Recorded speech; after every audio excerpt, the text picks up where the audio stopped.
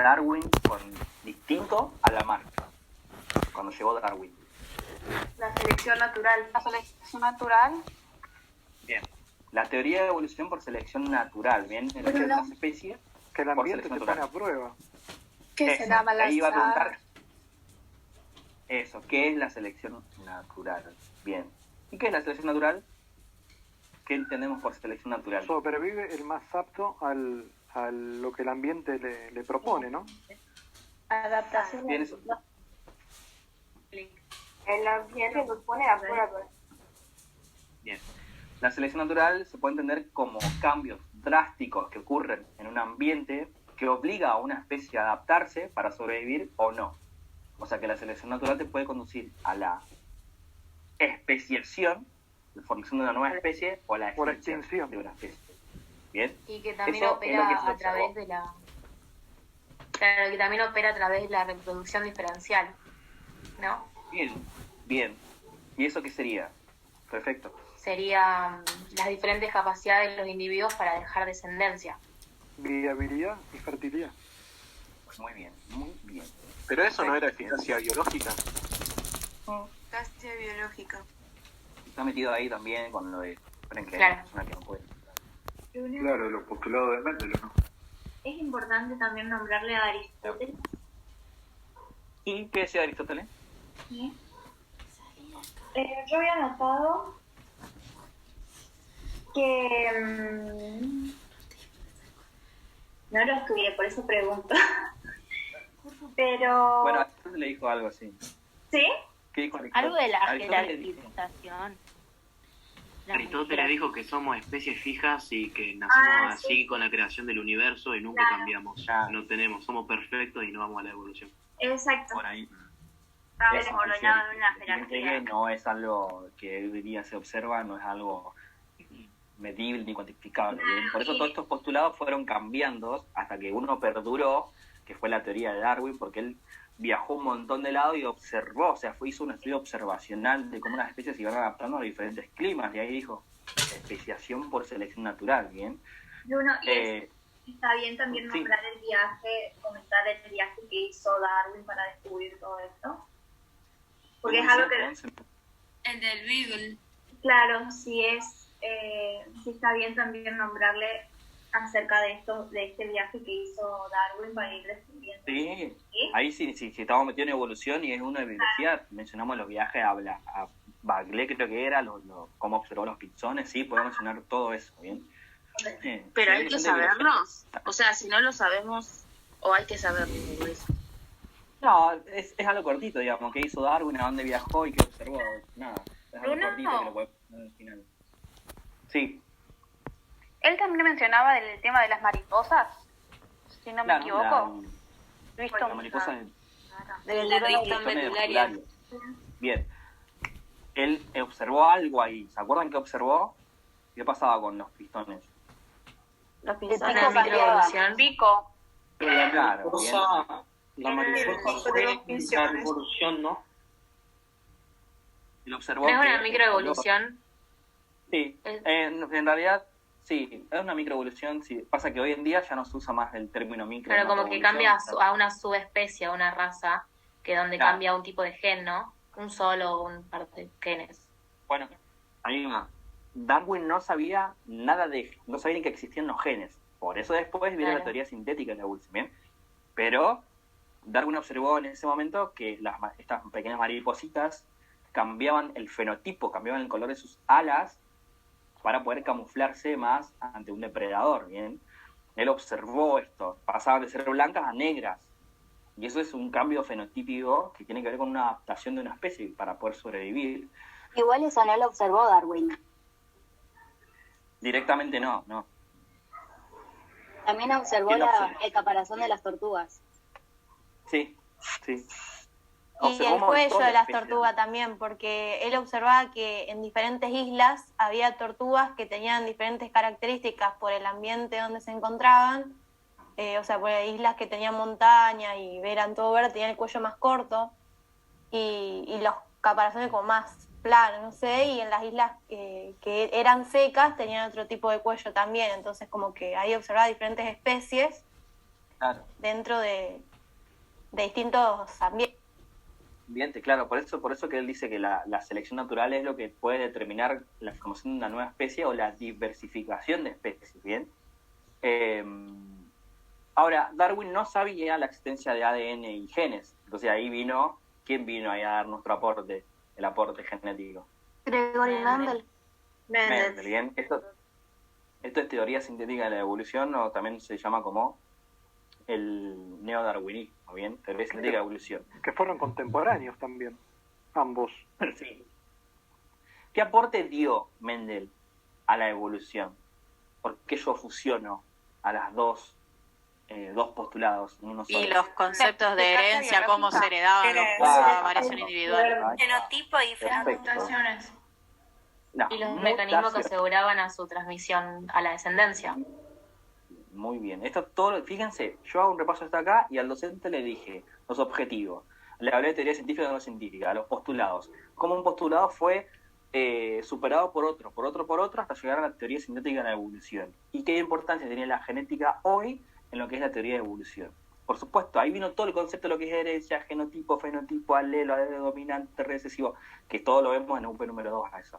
Bien, pero fue un gran aporte que hizo Gregor Mendel, bien, a nivel genético, que permitió entender la escala evolutiva a un campo más, en una visión más microscópica, ver cómo se pasaba, cómo se heredaba esos caracteres a la siguiente generación.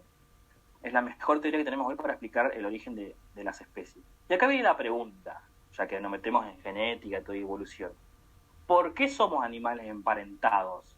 ¿Por qué todos estamos emparentados? Si estamos hablando de esto, ¿qué respuesta le damos a eso?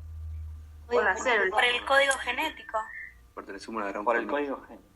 que Hemos de un mismo individuo, ¿no? que pasó por un desarrollo de Taxonomía. diversificación. Todos podemos. Y el código genético por ahí. Porque hay evidencia Porque el código genético es universal a todos los seres vivos. que Bien, ahí tenemos está. características comunes con otros seres vivos y que eso nos indica de que tenemos algún antecesor en común que tenía esa característica Bien, que la transmitió. bien. Si yo le menciono las arqueas o arqueobacterias, ¿saben de qué estoy hablando? No. Sí. El árbol de la vida. Claro, pero serían árbol otros. genealógico. Sí. Bien.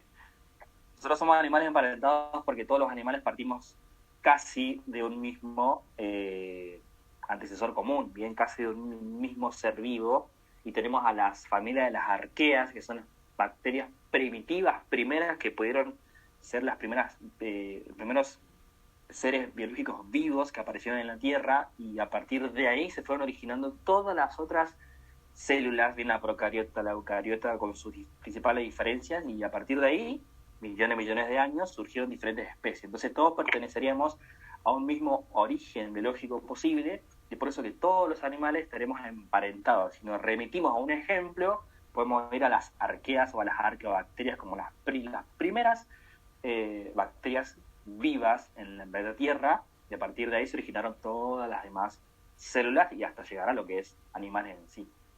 Bruno, te hago una consulta. ¿Eso sería la sopa primordial? ¿De ahí vendrían las arqueas? Primitiva, creo Algunas que es. sí, algunos la llaman así. Sí. Sí, yo había escuchado algo de caldo primitivo. Eso también lo llaman así, caldo primitivo, sí. La primera célula que apareció en la Tierra le pusieron el nombre de Luca, bien, que es la primera célula viva que apareció, se llama Luca, y que sería la célula del cual partimos todos los seres vivos hoy, digamos. ¿Bien? Por eso también nosotros decimos que somos animales emparentados. Disculpa, yo había entendido que nosotros seguimos buscando a Luca, que todavía no se sabe cuál es ese ancestro común universal. No se sabe quién es, pero sí le pusimos el nombre de Luca, la primera célula viva en la Tierra. Ah, listo, sí, listo. No, es muy difícil que sepamos, o sea, capaz Yo que pensé, vamos. sí, pero yo pensé que se buscaba Luca, pero que no era la célula esa, que no se le había puesto Lucas a esa célula. No, Pero se le ahora dio lo el nombre sería la primera, digamos, esa se llamaría Luca, digamos, la primera célula que apareció. Claro, Puede ser una de las arqueas, ¿bien? Bruno, pero hasta el día de hoy no sabemos. ¿Por qué puedo decir que es una célula viva? ¿Qué característica tiene para que sea viva? ¿Sintetiza proteínas? ¿Ya con eso digo que está vivo? No, una célula, para decir que algo esté vivo es muy complejo definir que algo esté vivo, pero uno puede definirlo como una entidad biológica que tiene la capacidad de crecer, reproducirse, multiplicarse y morir. ¿Bien? Eso sería entonces también lo relacionamos con el ciclo vital de la vida, por eso estamos emparentados con los demás animales. Ahí no podemos ir al ciclo vital de la célula, sí. Un organismo vivo es aquel que nace, crece, se reproduce y muere. Y en ese sería un organismo vivo. Y una bacteria cumple con todas esas funciones. ¿Por qué digo tanto bacteria? Porque la primera vida que puede haber aparecido en la Tierra es una bacteria, una arquea, una arqueobacteria. La célula eucariota vino después, mucho después. Perdón. Sí. ¿Tiene algo que ver la EVA mitocondrial con todo esto o no? Sí. Eso sería otra. Se podría decir. Como que vos sacás una flechita y decís, tenemos también la EVA mitocondrial, que sería ¿qué sería eso, digamos? ¿Qué sería la EVA mitocondrial? El ancestro en común más reciente, femenino, por lo que entendí.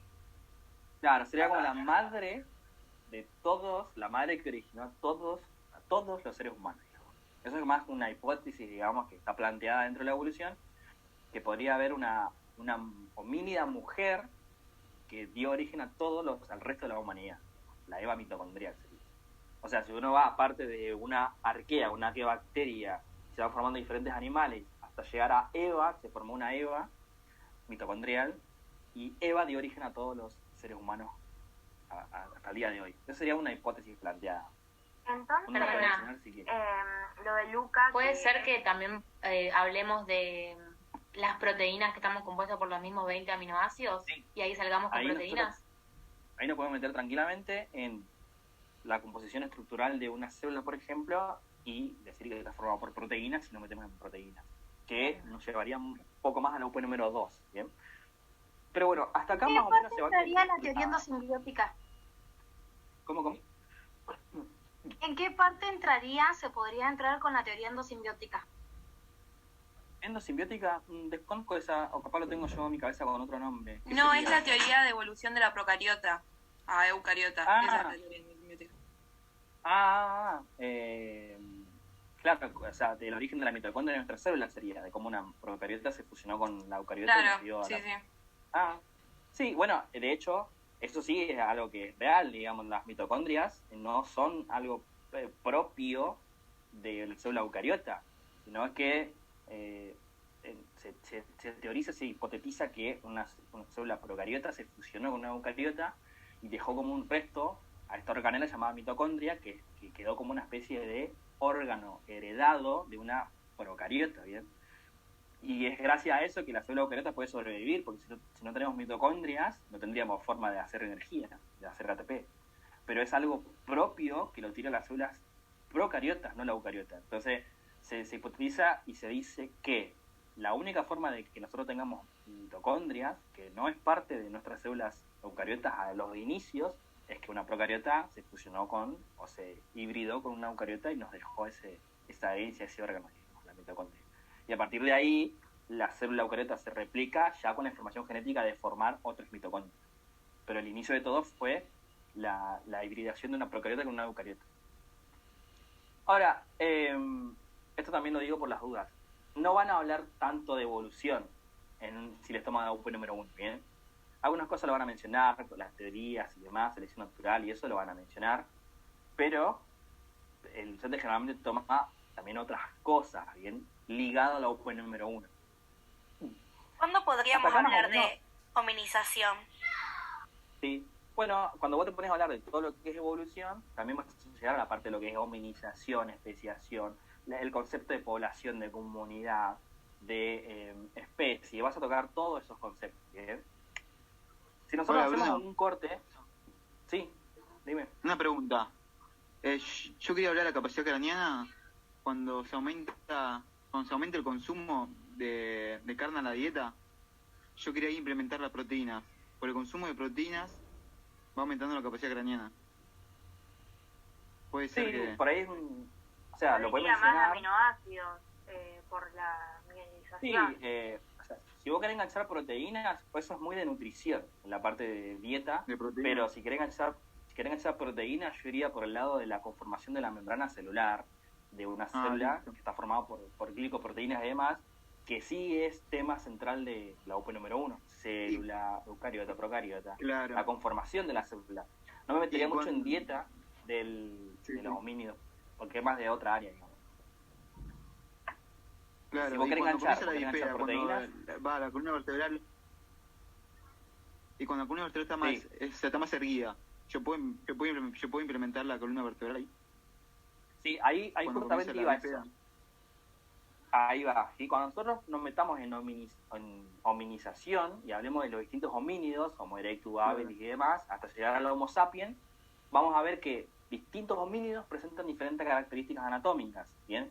El Homo erectus estaba erguido, se quedó erguido, y todos presentaban diferentes volúmenes craneales. Cuando nosotros nos metemos acá, damos pie para meternos en cráneo y columna. Vamos a suponer que nosotros ya hablamos de todo lo que es teorías y demás, hablamos de humanización, de los volúmenes craneales, características anatómicas de cada homínido, y eso nos lleva a hablar de lo que es columna y cráneo. Por ejemplo, vamos a suponer que el docente te dice, bueno, ¿cuál era la característica de el Homo erectus? Bueno, caminaba erguido, bien, ya tenía una columna firme, bien rígida, bien vertical, y eso te lleva a hablar de columna vertebral, bien. ¿Cuál era el volumen craneal del Homo sapiens en distinto o diferente al Homo erectus, por ejemplo, o al Homo habilis? Tal volumen. Eso nos lleva a hablar de cráneo. ¿A qué voy con esto? Que si queremos meternos en cráneo y columna, que nos van a meter ahí porque es uno de los temas más tomados en UP número 1, cráneo y columna, podemos enganchar ese tema con todo lo que es la característica de los diferentes homínidos. Y ahí nos metemos a hablar de columna o de cráneo. Generalmente toman cráneo, ¿bien? Te dicen así, fíjense. Bueno, háblame de hominización, háblame de los distintos homínidos, las características, te dejan que llegue a la parte de volúmenes craneales, y ahí, dale, bueno, ahora vamos a hablar de cráneo. O sea, decime lo que es el cráneo, su conformación anatómica, sus divisiones, sus huesos, y ahí te metieron en cráneo y cerraste evolución ahí. Generalmente se hace así, chicos. Te llevan a hablar de volúmenes craneales para meterte en cráneo, o columna, ¿bien? O marcha, o miembro inferior o superior. Si nosotros tuviéramos que decir una característica anatómica de algún homínido con respecto al miembro superior, ¿qué podemos decir? ¿Cuál fue, por ejemplo, la característica evolutiva del miembro superior en los homínidos? ¿Pulgar oponible? ¿El pulgar oponible? Bien, perfecto. Pulgar oponible, la pinza digital, y ahí nos meten en el miembro superior. Listo, pum, vamos a hablar de la articulación, del codo, la muñeca, te llevan ahí, ¿bien? Y si tuviéramos que dar unas características de miembros inferiores, ¿qué podemos decir? ¿De la visión te pueden preguntar? De que tenía la visión binocular, también que habían... Para preguntarte de ojo, decís vos. O si preguntan eso directamente. O sea, sí te pueden preguntar, tranquilamente. Si quieren. El de la bipedia, el Australopithecus. Ahí va, bien, la bipedestación te lleva a hablar de miembro inferior, lo que es marcha. Estas son las conexiones que tenemos desde la UP número 1 con estos temas de anatomía, ¿bien? Volúmenes craneales con cráneo, Homo erectus con columna vertebral, pinza digital, miembro superior, y lo que es bipedestación o marcha con miembro inferior, ¿bien? O sea que si te toman UP1 te están tomando... O sea que si te toman UP1 te están tomando varias UP. Sí, pero se centran en aquellas que son de anato, ¿bien? No, sí, generalmente se toma cráneo y columna. Raramente por ahí se toman miembro inferior y superior. Pero ellos te van a llevar a cráneo y columna. ¿Cómo lo relacionas? Porque si la columna tiene 4 curvaturas ahora, antes tenía 4 curvaturas, ¿o cómo lo podemos relacionar? ¿Qué diferencia tiene a lo mejor con el Australopithecus? No, que... ¿Cómo? A ver. ¿Cómo contestamos la pregunta a la compañera? Y el foramen magno en el occipital del foramen magno se fue desplazando. O sea, nuestros ancestros no caminaban erguidos, no eran bípedos, éramos primates, o sea, somos primates en realidad, pero nuestros ancestros primates caminaban. Eran cuadrúpedos. Claro, apoyando. Con lo cual tenían una sola curvatura. Tenían solamente y al adquirir la bipedia, adquirieron las 4 curvaturas que presenta ahora el adulto, ¿no? Exacto, y ahí se hace más erguido ese homínido que les permitió la bipedestación. Aparte que Carlos Martínez nos decía que cuando nosotros nacemos, el bebé es justamente tiene una sola curvatura, no tiene todas las curvaturas como en el adulto. No. Claro, es como sifótico, es sifótico. Bruno, yo escuché que una profesora preguntó si nosotros éramos bípedos. Sí. Y en realidad ella dijo que no, que nosotros no nacemos bípedos. No nacemos bípedos, ¿no? Ajá, y después ella pasó y dijo, ¿por qué nosotros somos bípedos? Y bueno, y todos decían por la curvatura, además, nombraban toda la columna vertebral, y ella dijo no. Es porque en nuestras células nosotros ya tenemos desarrollado de que tenemos que ser bípedos. Es como que pregunta capciosa hizo. Y después dijo, por ejemplo, nosotros teníamos los cifosis y lordosis cuando nacemos. No, dijo. Después ya cuando, en un video que hacían un examen simulacro. Y ella dijo que no, y empezó a explicar por qué. Porque dijo, el bebé cuando nace, lo primero que se le dice es agárrelo de la nuca. ¿Por qué? Porque todavía no está desarrollada esa parte para que él pueda ser bípedo a año y medio, y ahí empezó a hablar, por ejemplo, de a los cuántos años camina y demás. Y ahí salió con la marcha. Y dijo, de la rodilla para arriba, ¿cómo se llama ese miembro? Estábamos hablando del miembro inferior, obviamente. Y dijo, pierna alta. Pierna alta, dijo. Y de la rodilla al talón, ahí dijo es miembro inferior. Perfecto, es así, sí, concuerdo. Porque fíjense, si la información genética no se pasara a la generación siguiente, nosotros seríamos primitivos. O sea, nosotros nacemos siendo primitivos, no vamos a caminar erguido, nada. Pero es gracias a la transmisión de la información genética de nuestros padres que en dicha información está que nosotros vamos a caminar erguido, que vamos a ser bípedos, Eso es gracias a la información genética que se hereda. Bien, si eso no pasara, todo ser humano nacería primitivo o no tendría las características a futuro como adulto propio de lo que son los padres. Claro, entonces, y gracias a la también que nosotros desarrollamos todas estas características anatómicas hoy día. Claro, y después también se decía esta parte de que empieza a caminar, qué sé yo. También se podría meter la parte de la endoculturación, porque cuando somos chiquitos, o sea, cuando nacemos en los primeros años de vida, tenemos un rol pasivo, y es cuando ahí aprendemos la bipedestación, la aprendemos, o sea, a ver, tenemos los genes para poder cumplirlo, pero bueno. Sí, o sea, obviamente que va ligado de lo que es el aprendizaje, en este caso anatómico, las prácticas anatómicas para poder expresar esos genes, porque nosotros tenemos la información, pero lo tenemos que poner en marcha, digamos. Si nosotros no aprendemos a caminar de chico, por más que tenga la información, no lo vas a caminar, digamos. Entonces, va de la mano la información genética y la manera en que nosotros aprendemos, ¿bien? Y acá, fíjense, hacemos un corte y nos vamos a resolver esto de por qué el hombre es cultural y social, y más o menos le vamos cerrando la idea de la UP número 1 y pasamos a la 2, si quieren un video rapidito, para ver qué onda. ¿Por qué somos seres sociales y culturales? Vamos a suponer que hablamos ya de todo, de lo biológico. Por el lenguaje. Porque somos bípedos. Sociales y culturales. ¿Por qué somos? Porque necesitamos la interacción con un otro. Bueno, por ahí va, bien. Tenemos que resolver eso de la UP. Ya con todo lo que hablamos resolvimos por qué somos animales emparentados y hablamos de la evolución y resolvimos eso. Hay que resolver ahora la parte social y cultural. Primero, a partir ¿qué del... cultura? Pero somos... Perdón, a partir del Neanderthalensis empezaron a aparecer los primeros signos de cultura. Bien. Y lo fuimos heredando. Ahí va. Porque ellos llevaban a cabo, por ejemplo, rituales de velorios, pintaban las cuevas, se reunían a comer juntos al lado del fuego, tenían actitudes de sociabilización entre ellos. De herramientas también. La cultura viene formándose desde muchos años atrás de nuestros ancestros, y la cultura también va evolucionando. Por eso nosotros decimos que la cultura evoluciona, que la sociedad evoluciona, porque de algún lado viene que va transformándose.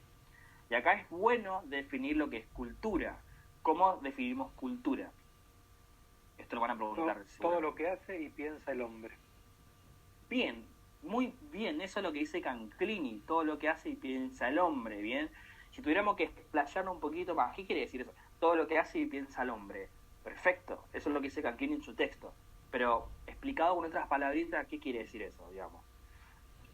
Se basa en la teoría de relativismo cultural, que dice Bien. que todo es cultura. En cambio, por ejemplo, el idealismo alemán, por otro lado, decía que no todo era cultura, sino que la alta sociedad con la poesía, el teatro, eso era cultura, mientras que la burguesía no.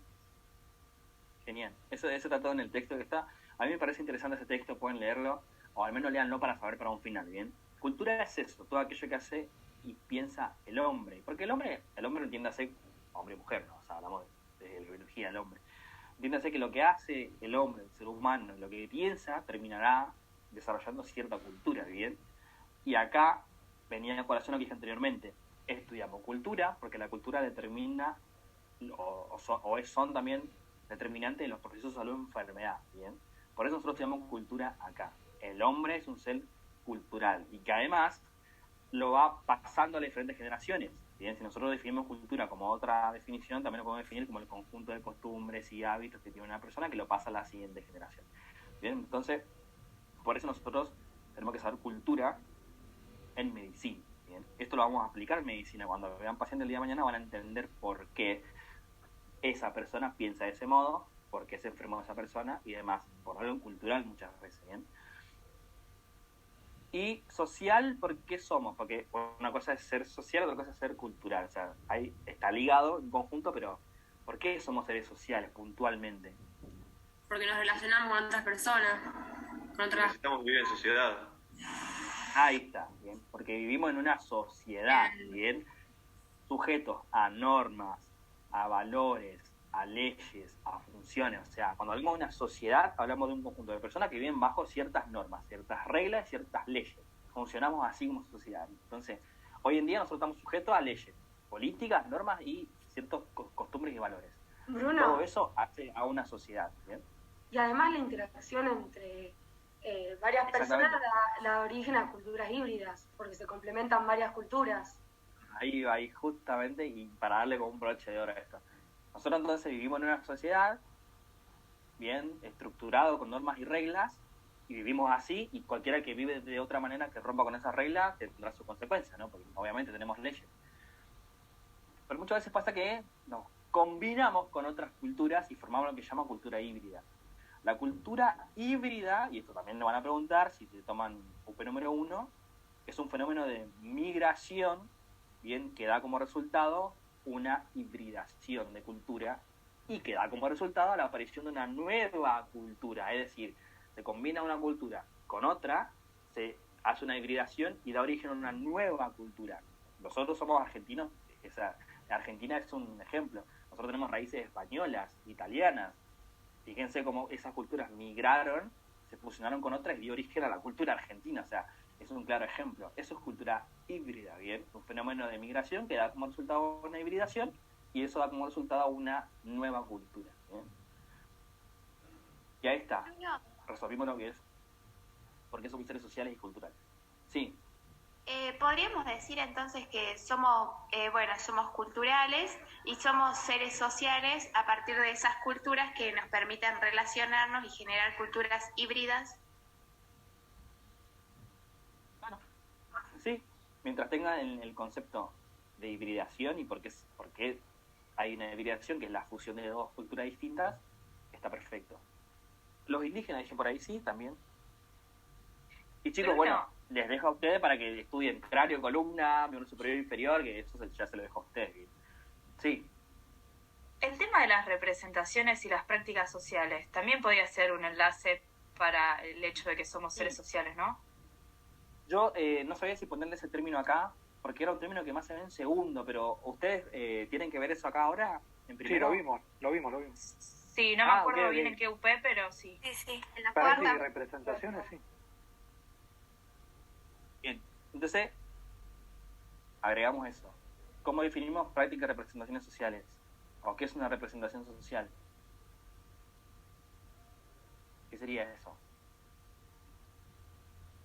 Representación social.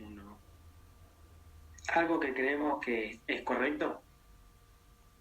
¿Se puede decir que es el proceso de categorización de algo? Bien.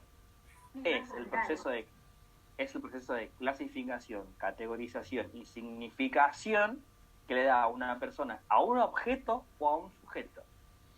Está fulani eso.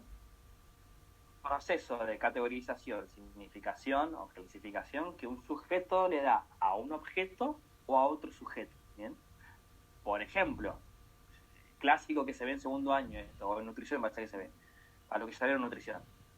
Clásicamente, el adolescente que ve a chicos que son musculosos quiere ser de esa manera, ir al gimnasio, sacar músculo y demás, y las chicas quieren ser delgadas, bien, típico que eso es algo cultural.